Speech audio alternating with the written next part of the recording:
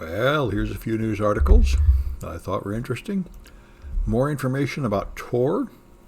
We heard about the Sybil attacks a few days ago, where for years some large group had been running hundreds of Tor nodes. Oh, all right. Enough that they could probably de-anonymize the traffic. Just seeing if I can do anything about this. Oh, I see the problem. Yeah. Anyway, trying to improve my amateur theater system. All right. But anyway, the Russians have just blocked Tor. They warned them a few days ago that they might block them. The Russians also block VPNs. They don't want people going to unapproved websites. So they blocked Tor. And so people in Russia can't get through to Tor at all.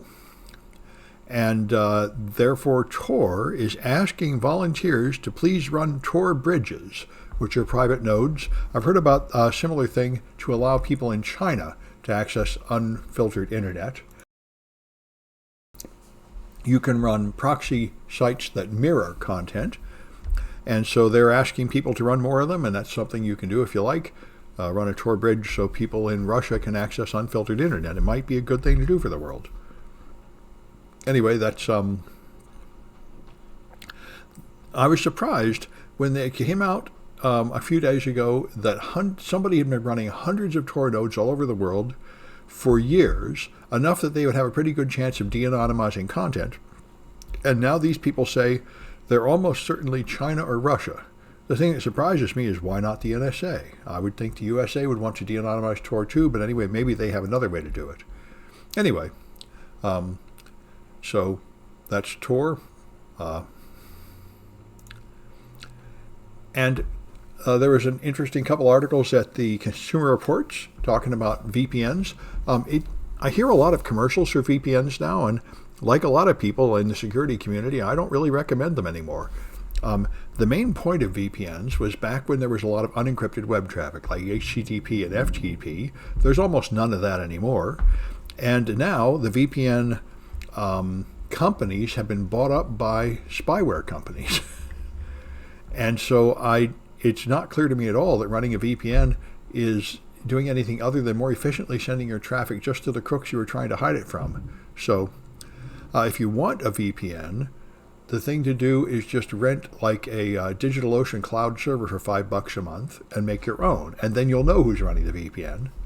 But anyway, I think for most people, there's just no reason to have it. Anyway, that's pretty much what Consumer Reports found. They also had some recommendations for VPNs they thought were better if you want one. So Amazon has now launched its second top secret region. And I didn't know Amazon was qualified to run top secret data at all. And this article just leaves me more confused than I started because they say Amazon runs an air-gapped cloud. Now, what in the hell is an air-gapped cloud? That makes no sense at all. I thought an air-gapped machine was one that was not connected to the internet at all. So how could you use it? Put your VPN on a cloud server? Yeah, that's what you can do. Put it on a cloud server in Amazon, Google, or DigitalOcean. Rent a cloud server. Now, you have to define what you're afraid of.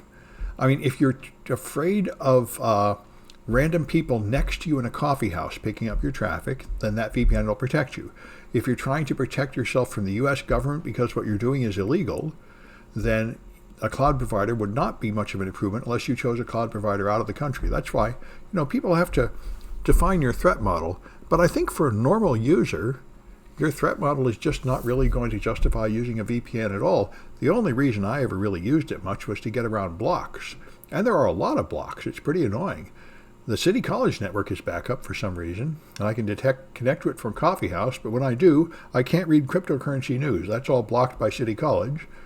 But if I go through the Phil's network, they block naked security because it sounds like a porn site, so that's why I used VPNs to get past things like that. And for that, running your own VPN would work. Anyway, AWS does apparently handle top secret information, and they're qualified for it. But somebody has to explain to me what an air-gapped cloud is. So OpenSea apparently has a bot problem. They're the biggest, most famous purveyor of NFTs, and they're where you'll put your NFTs if you did the NFT extra credit project in this class.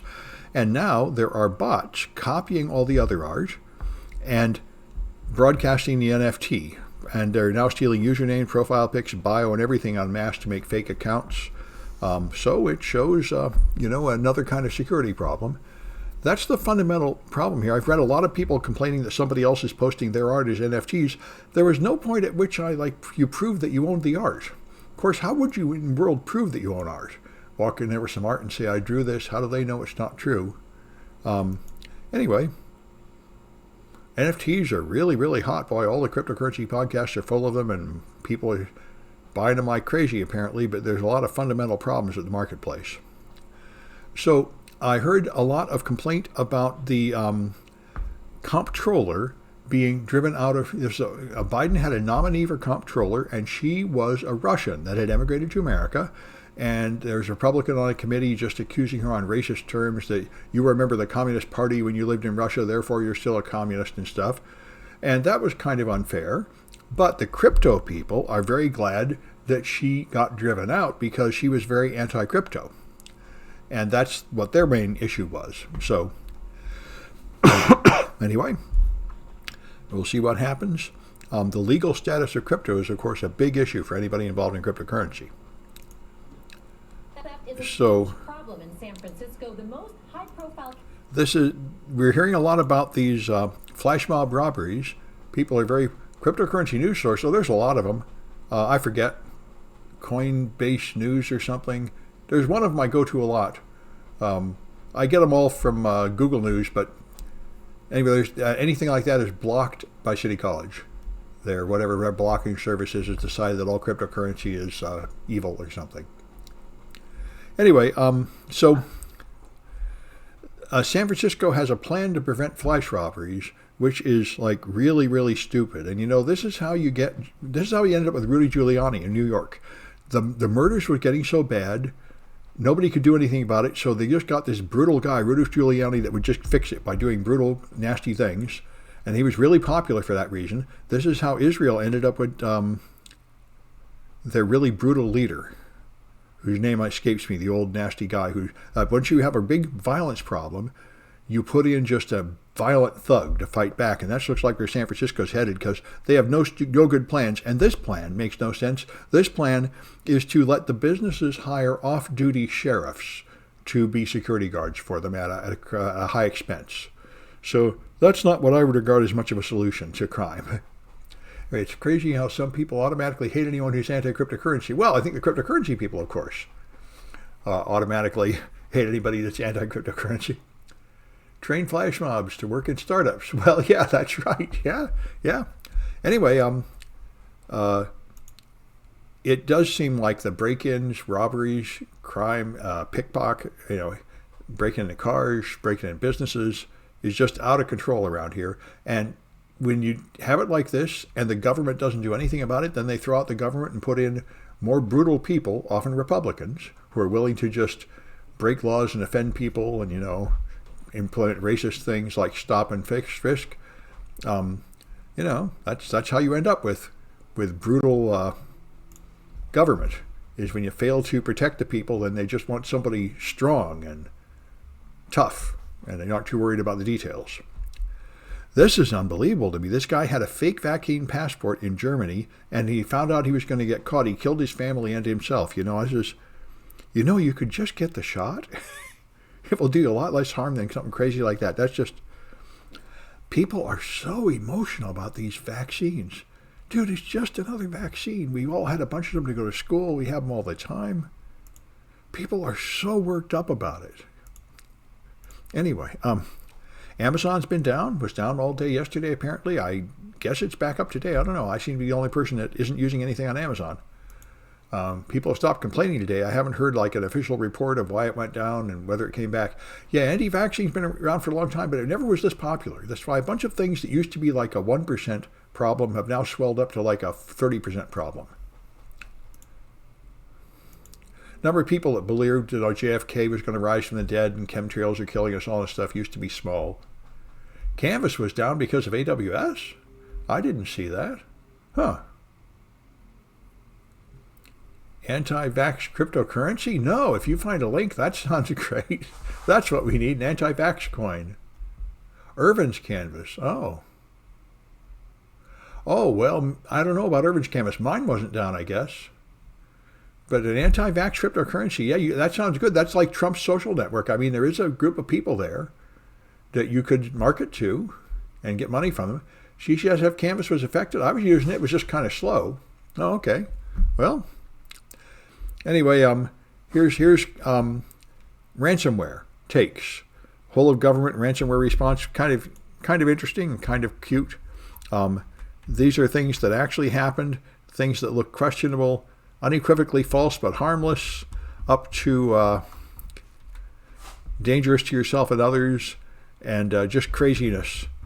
So you got offense is the answer, cyber letters of marque, treating ransomware like terrorism, and capital punishment for this nonsense, and ending all for cryptocurrency people because they enable it. It is like many things. There's a variety of attitudes. Okay, here we go. Unvax. Oh, I heard unvax sperm. Yeah, unvax sperm though. It's trying to become Bitcoin. I didn't think it was a cryptocurrency. Oh, I thought they were just talking about literal sperm.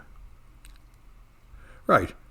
Is the next Bitcoin. Sure, but there's no actual cryptocurrency. Wait, there isn't a cryptocurrency. There is a cryptocurrency called unvaxxed sperm?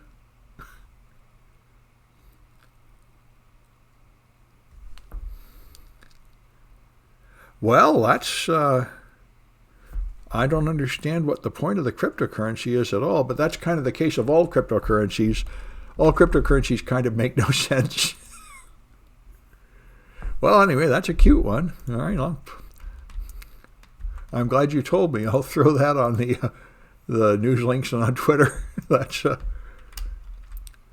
cryptocurrency connection is very unclear to me at first. Yeah, I mean, I can understand like how you might think that having unvaxxed sperm will somehow, improve. Somebody might care about that, but I don't see what it has to do with crypto. All right. Well, anyway, we're up to the official time. I'm going to stop the news.